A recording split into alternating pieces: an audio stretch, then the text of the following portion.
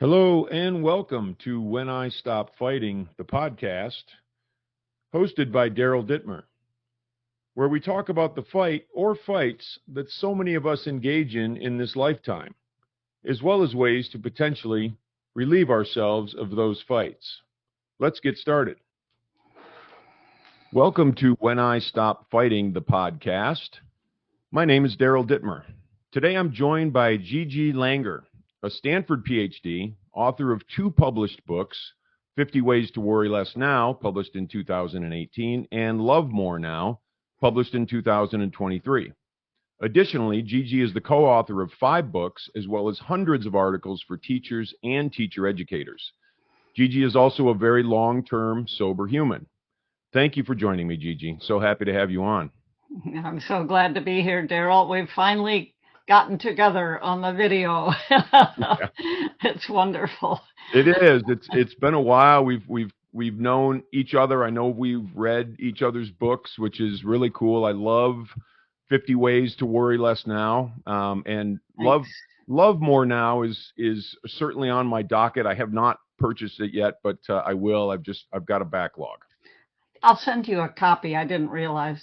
I will. Oh, Yeah. well, that's sweet Yeah. of you. Thank you. Yeah. It's funny. Worry Less Now was printed by a printer, physical copies, because in 2017, it was just switching over to print on demand. So and then they made a mistake, so they printed extras. So I can give those out and mail them out, Yeah. But Love More Now, Amazon and Barnes and Noble and those guys, they print them on demand. So for me to get them, I have to pay them to get my own copies. Right. Just, Right. to send out to people. So I haven't given them away as much as I could. But anyway. I'm the same way. Yeah. The same way. I've given out quite a few, but it's a little more painful to send them out but I also look at it and I think with your book, the one that I read, 50 Ways to Worry Less Now, it's a book that will really help and in any area of life where somebody's struggling. And that's I think the key is, and you and I talked about it before we hit record, is we're recovering, from addiction stuff, but we don't corner the market on dysfunction, and people need help in many areas of life, including addictions. Yeah, exactly. It's kind of, when I started writing that book, it was like, in these years of recovery and therapy and so on, I had learned so many tools to help myself through worry, anxiety, perfectionism, workaholism, dysfunctional relationship, blah, blah, blah, blah. And I just thought, I'm a teacher kind of person. I can write the techniques and tell them in a way that people would be able to actually follow it, because I hate it when someone says, oh, I did so and so, it really helped me, but they don't give you directions or a reference for how to find it. And then I couched it in stories of difficulties when I had to use your word, ass in a sling.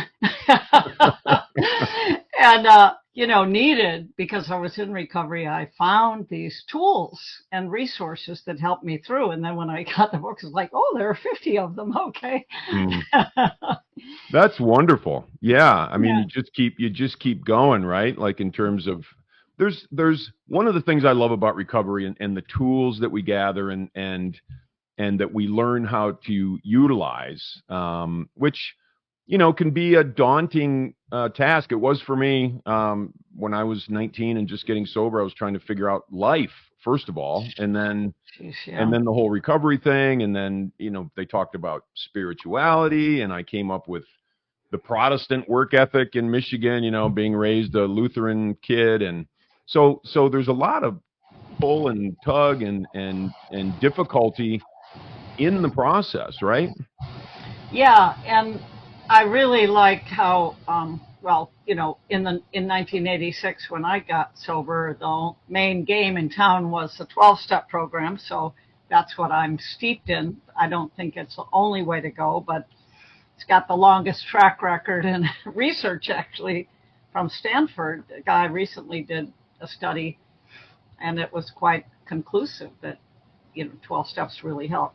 Mm. But what I love about the third step, where it says I turn my life and my will over to the care of a higher power, I interpret that as the pace of my healing and the things that are going to come up are regulated in some perfect timing and situation for the healing that I'm ready for at that point.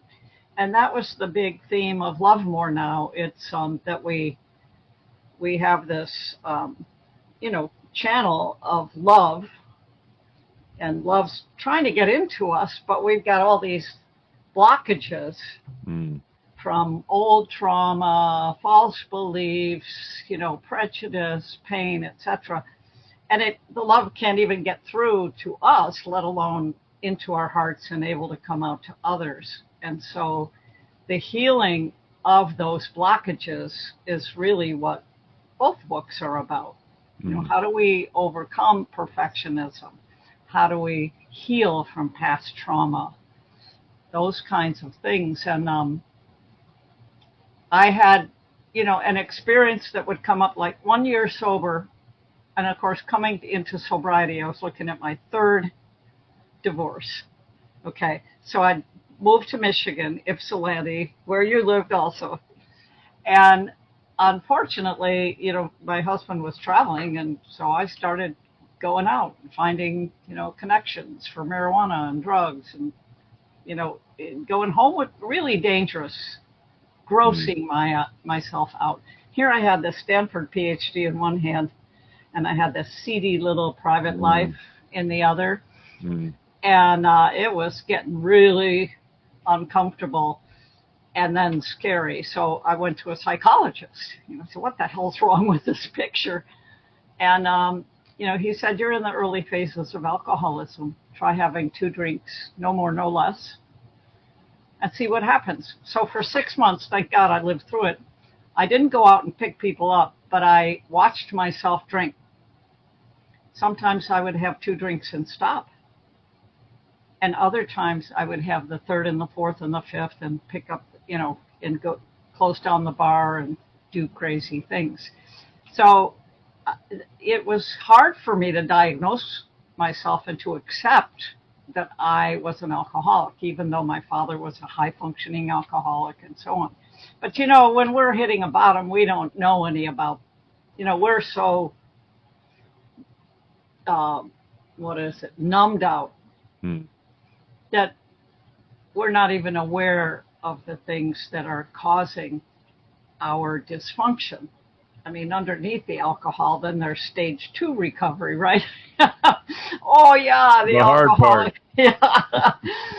And in fact, I don't know if you know of Ernie Larson, who wrote Stage 2 Recovery and Stage 2 Relationships in the 80s, but in Love More Now, I put the 6 patterns that, because when we get sober, then we have relationships, right? That's why I really work Al-Anon too, even though I don't live with an an active alcoholic. But, those patterns for self-sufficiency and safety that we formed in our families, me, the youngest of the 4, trying to be perfect, trying to fit in, trying to stay out of the fray. I'll be loved if I get good grades. I'll be secure if I get the knight in shining armor boyfriend. Then if that doesn't work out, I'll get the next one and the next one, And it just quit working. And it was so frustrating that my formula for making myself happy was not working. It wasn't working. The degree didn't make me happy. And that's when I got so pissed I started using a lot more. I didn't really escalate my alcohol and marijuana use until grad school when I was about 30. And I thought, what the hell am I doing here with all these smart people?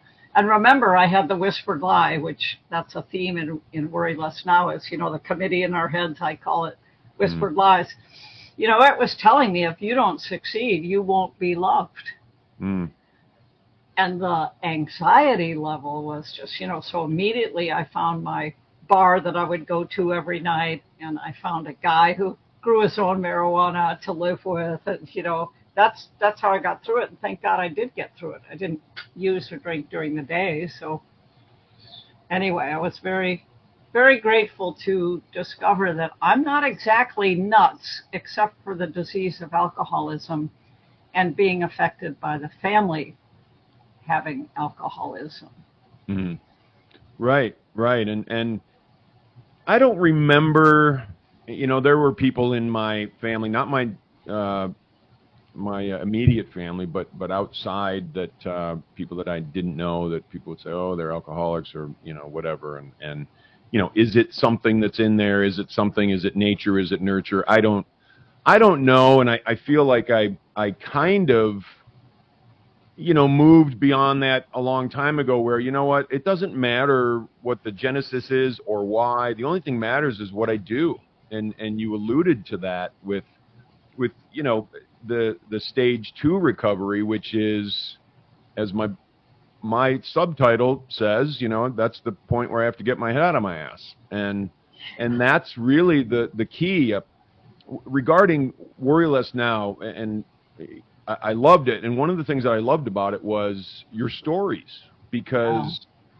because I think, and this is my opinion, I'm certainly not a seasoned writer or anything like that, but I do believe that people can relate to the stories. They can relate to the stories, and then be able to take that direction to move their lives elsewhere. So thank you for that. That wonderful, the wonderful stories that you relate, and it's difficult to do that because there's a vulnerability along that where, like, oh, maybe they won't like me, or maybe somebody's gonna be angry or disagree, or all that sort of stuff. So Yeah. congrats to you. Yeah, some of those stories I had to check with my family to make sure that I could tell it, because just, there was that family dysfunction, and it was just a lot of stuff happened that to tell it to other people. I remember in my sexual healing group, I mentioned how my dad used to hug us, and he'd kind of cop a little feel with the thumb on the side of our breast, his adult daughters. Mm-mm. And my sisters kind of thought it was cute, but as I was unthawing in my recovery and getting honest, I told that story to the group, and their jaws fell on the ground. And I Mm-hmm. realized, oh my God, that is so awful. And then thank God I was in therapy. I think for trauma kinds of things, really having your boundaries just crashed over, whether it was in your family or in a really unhealthy relationship. For me, having a therapist who was an expert lead me through the healing really helped. Mm. But the 12 steps, I think, just set us up so perfectly for self-honesty.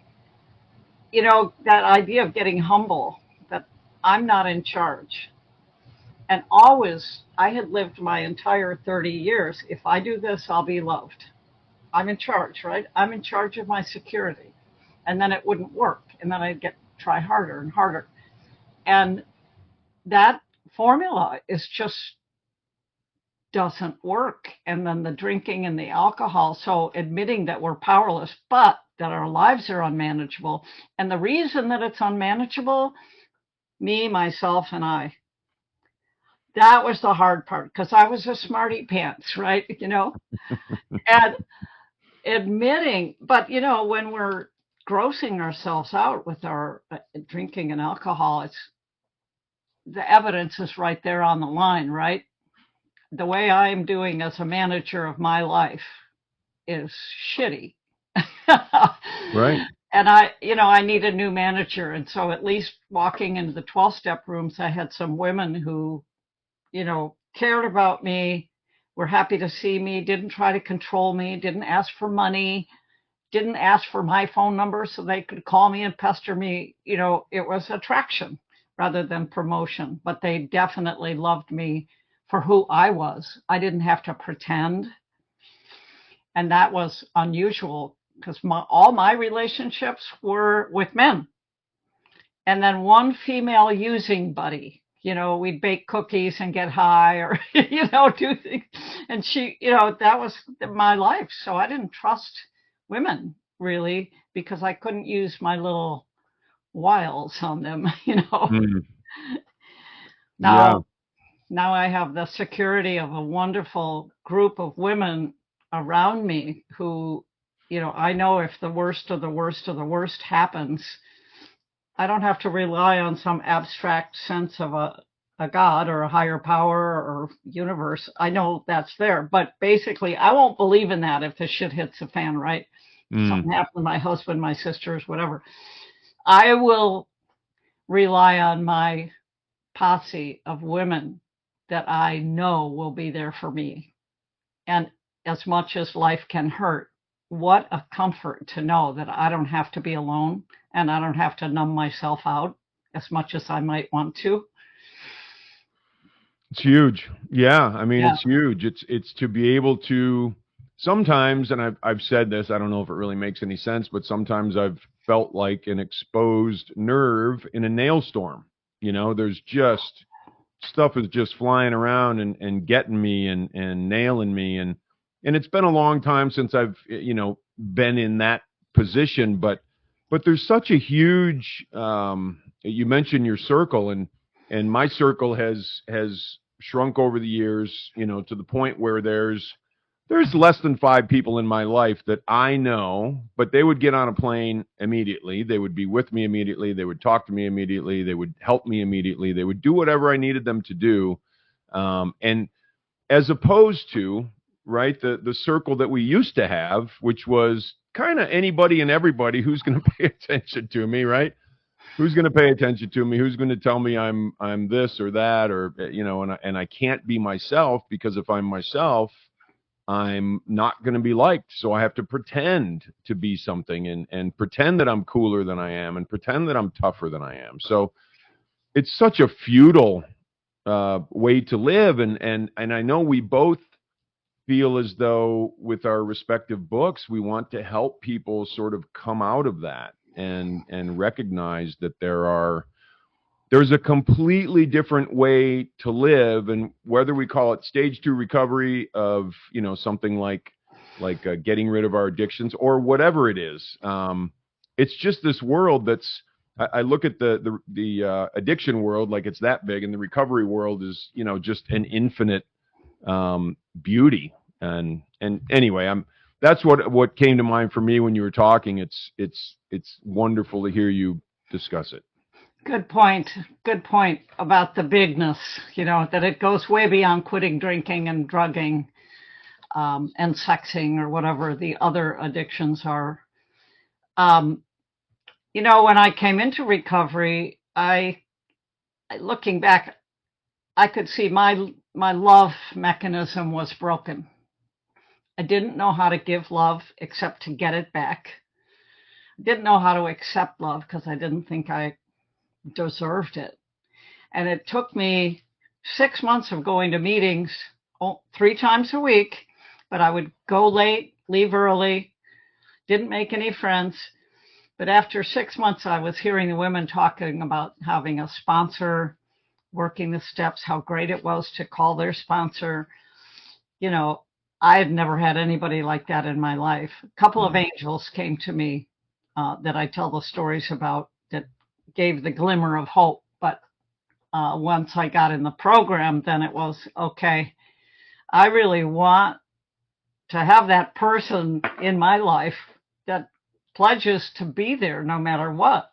And so I did, find a person that I asked to be my sponsor, but it took 6 months because I just didn't think I was worth anybody's time for just me.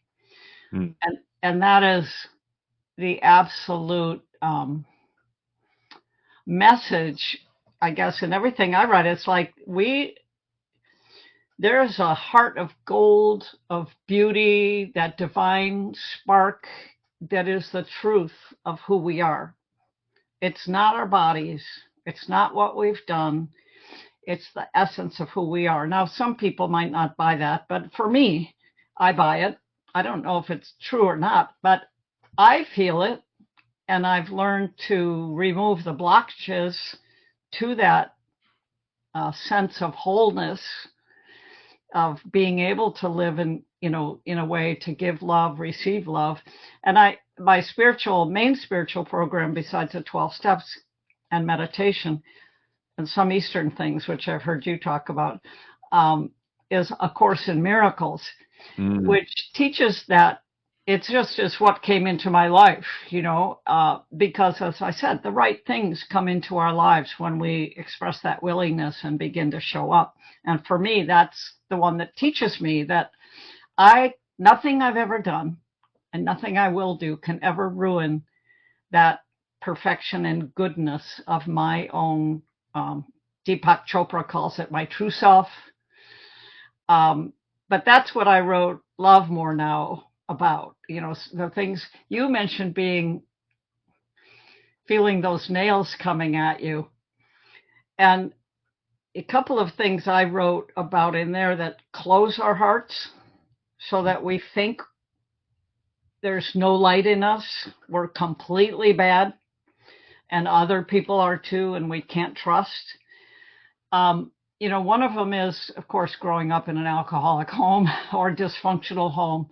I have a friend who grew up with a mentally ill brother whose parents did not protect her from him, and he cracked her skull. And, that's something that one has to heal from because it's legitimate trauma. And and there's studies about people who had those factors, early divorces. It's called ACE, adverse conditions. I don't know, but anyway, they followed people long term, and there's of course a correlation with drug addiction and dysfunction and so on. But the second thing is being highly sensitive, popping out of the womb as a highly sensitive person. Yes. I felt like an alien in my family. My sister that I was closest to had this extroverted personality. She was funny. She was kind to me, but things just seemed to roll off her back. And I was there terrified, when mom and dad would throw things in the middle of the night. And I would watch her, and my other siblings were a little older and they were kind of out of the house or they had kind of separated, but I was the youngest. So I was there in the thick of it. And I thought, what the hell is wrong with me? Everybody else got the book for life, and I just hate it. And I think a lot of highly sensitive people do become addicts and alcoholics because the input is just excruciating. And then the comparisons, what the hell's wrong with me? So when I ran into Eileen Aron, her research on highly sensitive people, well, first I read all the characteristics. That's me. But then I was so grateful to hear that she said, 1 out of 5 people is like this. And when I've studied cultures and other cultures, and she's a researcher, that person, if they can make it through their youth and mature into their strengths, those people become the sages and the advisors of their communities. And I thought, oh, yay, there's something good with this, and I don't have to feel like a freak. And that was a really helpful insight to accept how we're built and then learn how to take care of ourselves. I don't listen to cable news, the drama. It just, I have certain things I read to keep up, but I protect myself from overstimulation, shall we say. You're nodding your head. It sounds like you have the same experience. I do. I'm not, I don't, you talked about more or less taken out the garbage, right? And there was a gentleman that I recently had talked to on my podcast that he looked at it as coughing up the hairballs. We just got to cough this stuff up, which I loved. That really cracked me up. But and I use that sometimes on social media just because I think it's great. But so we got to cough up the hairballs, but we can't continue to add hairballs. We can't continue to add the battles and add the garbage. The clearest sort of take that I got on recovering, and I don't mean from the drugs and alcohol, I mean get my life back, was that I had these fights going on inside of me, and I had to look at it like I have to take out the garbage in my life. I have to take out the garbage in my life, whether it's, and I don't mean this, for any people or anything like that. I mean, I changed the game. You got to change the players. There's many things we have to do, but we have to cough up those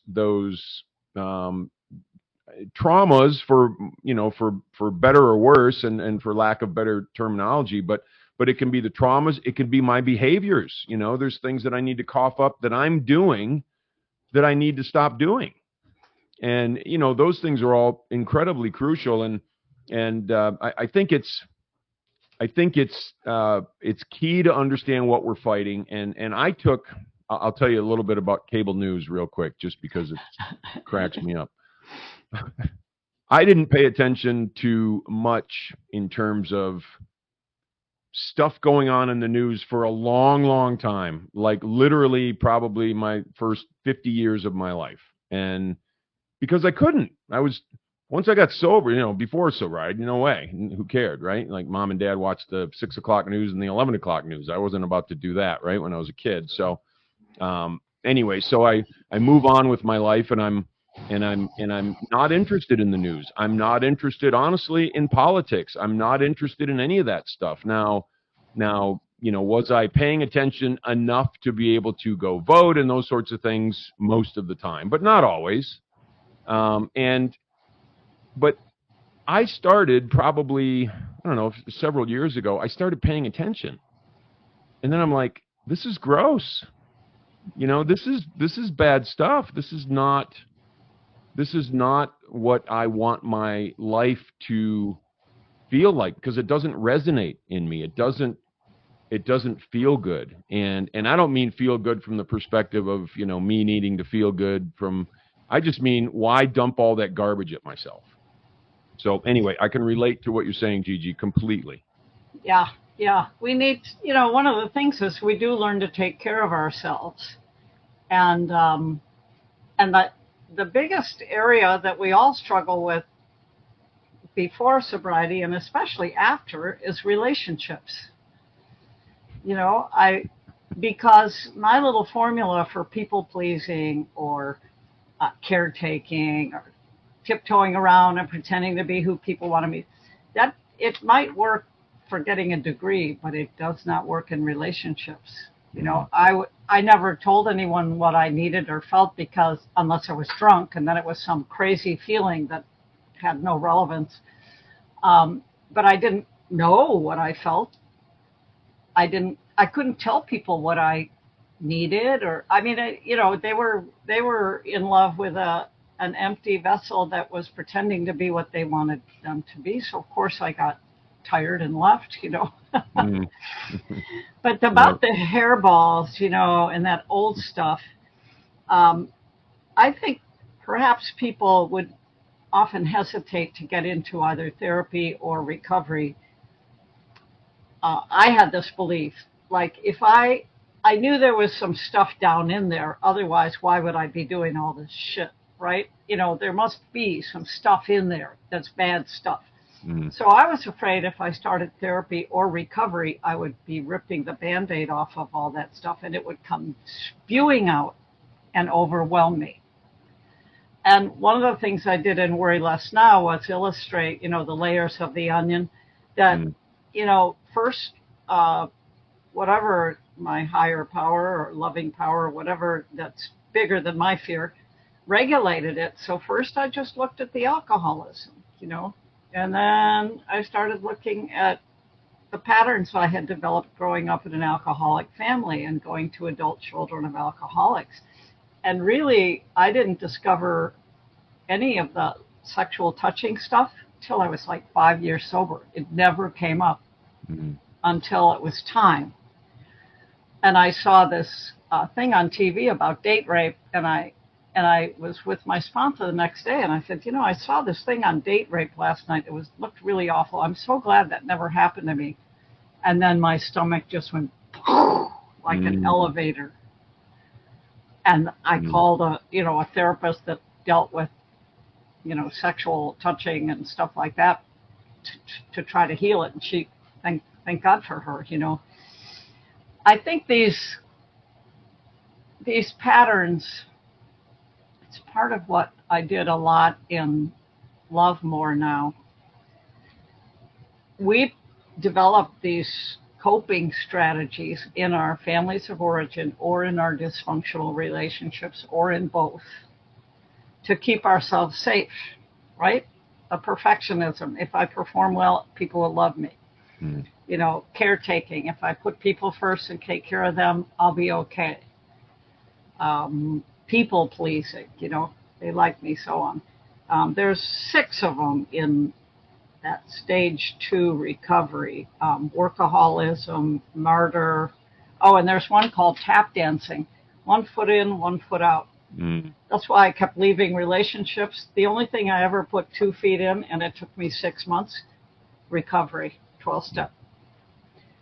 But the problem is we take those into our relationships, and then they really screw us up. So what I did in Love More Now is I took the idea of an inventory and, the fear and the self-centered fear and, resentments and so on, and combined it with these patterns, self-sabotaging patterns, and made it into a kind of inventory. So we could look at what is the whispered lie that goes with caretaking. And then I put illustrations of people, struggling with that. But that's, for me, part of the hairball is in here. It's a track, a track that's, and I only put a paragraph of research into each technique or something I share, but I actually look at the research because I was trained at Stanford to be a researcher. So I look at, like I'm not going to recommend something that, and in Worry Less Now, I offer in those 25 tools, some of them are cognitive, some of them are spiritual, and some of them are energy work, things like Reiki and, so on. But the cognitive ones, this cognitive restructuring, it started with cognitive behavioral therapy where we could change our thoughts and we could change our experiences. And so taking responsibility for what's going on in here is, to me, a key. And the freeing concept, I have complete control over what goes on in here. I have maybe need some help. I've found meditation to be so helpful because it practices noticing what's going on in here and redirecting that. And then if I'm in a situation where I'm thinking, oh, are these people liking me? Am I coming across well? I can catch that and say, wait a minute, I've got this center to me that's fine. It's fine. Let's just be who we are. So that's a big part of it. And I think that for the last 3 months, I've been doing meditation every single day. As much as I know the research on it, you do too? Oh, yeah. If a person just wanted to start something and they say, oh, I can't meditate, I can't quiet my mind.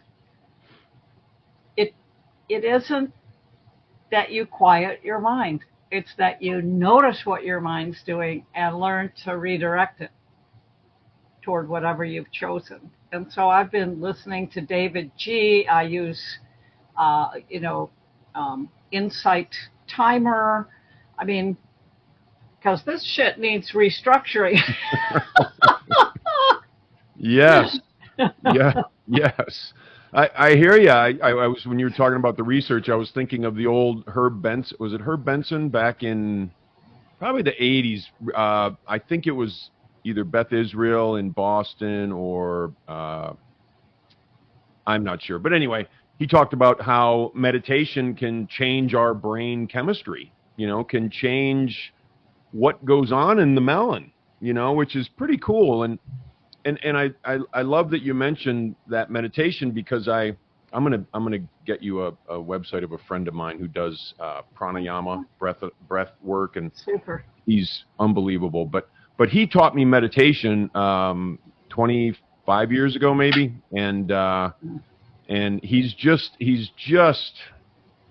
Indian, so he grew up with it. He grew up. That's like, and I can't imagine growing up with that. I grew up, shoveling shit and whatever. That was kind of my, and so in so many ways. But anyway, the meditation part, and I like to look at it. My favorite word in the English language is allow, and Mm. I can allow things to, as long as I have my habits down and I'm doing the right things and I'm being consistent about the things that I do, I can allow stuff to come and stuff to go, and I don't have to beat the crap out of myself for it. And there's, like you said, I can understand that I have my center, and all this ancillary stuff doesn't have to rock my world. And I can allow it not to rock my world, or I can allow it to rock my world. So anyway, that's Hmm. I could talk with you forever, Yeah. Gigi. Quite honestly,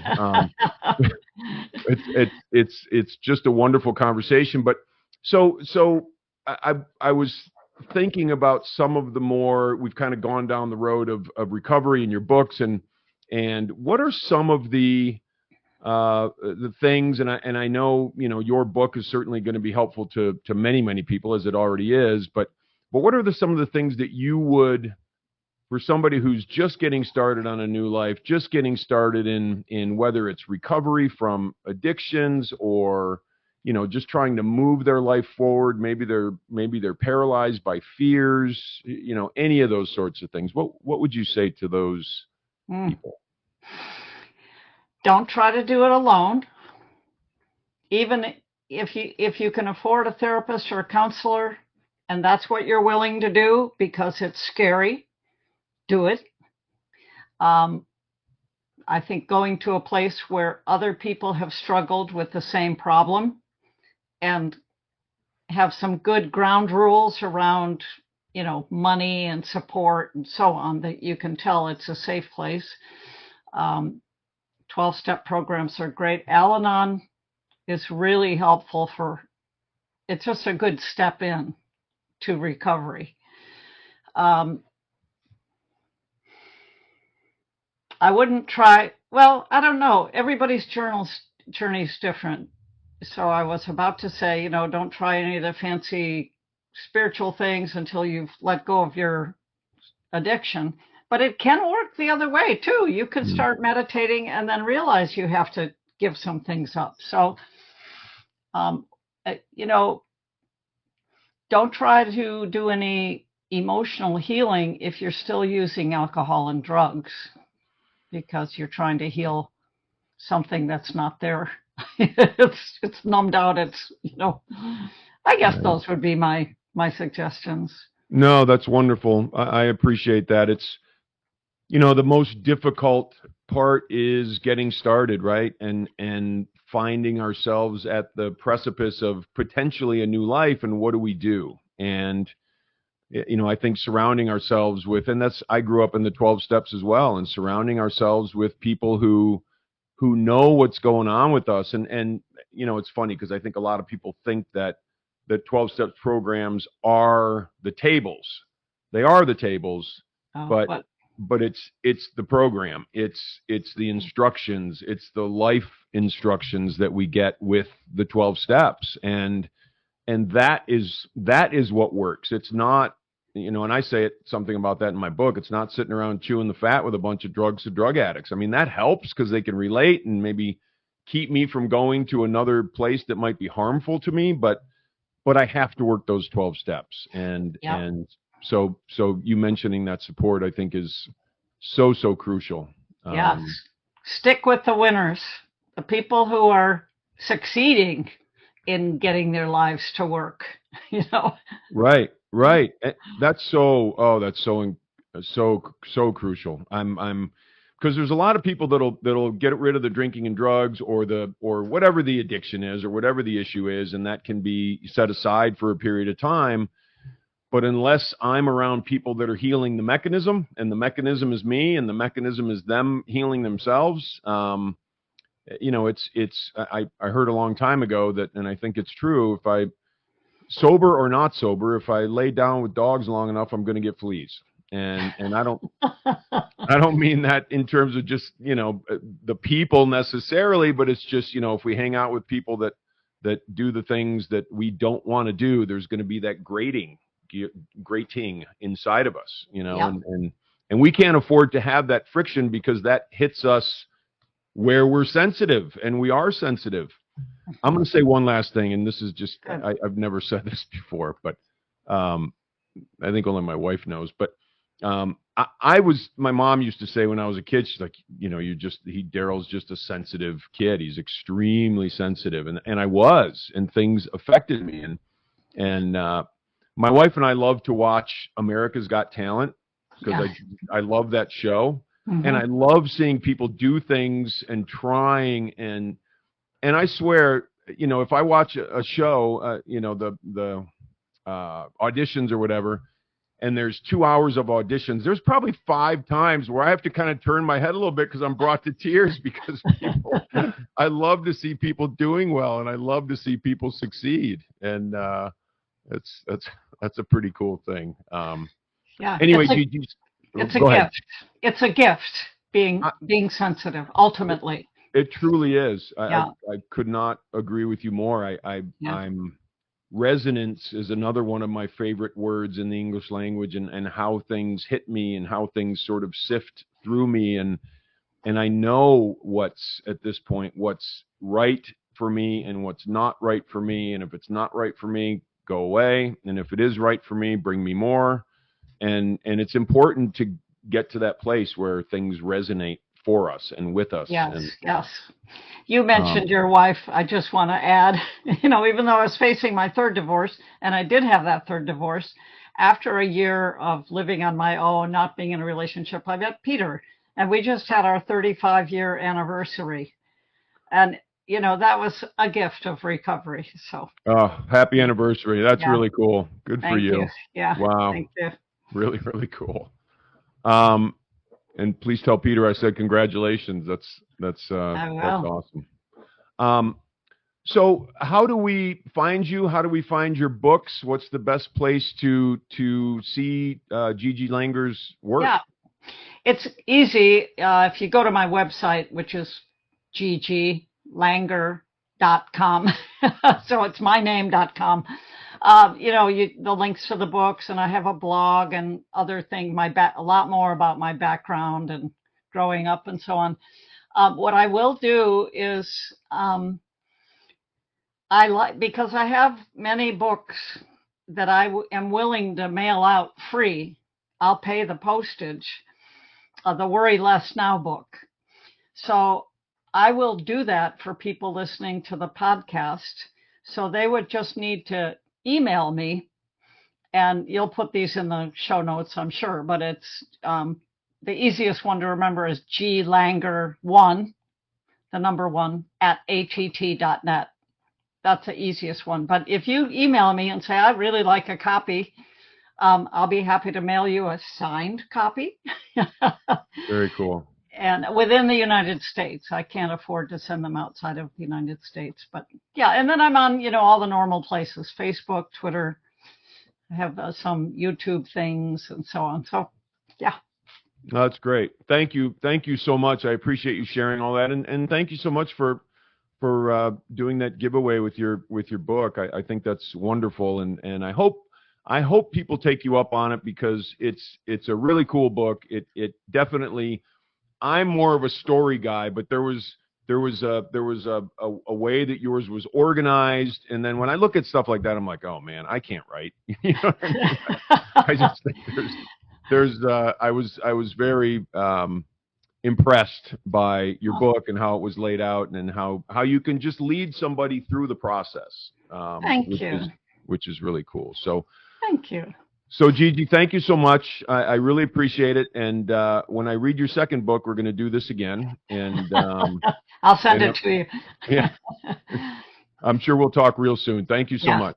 All right. Thanks, Joe.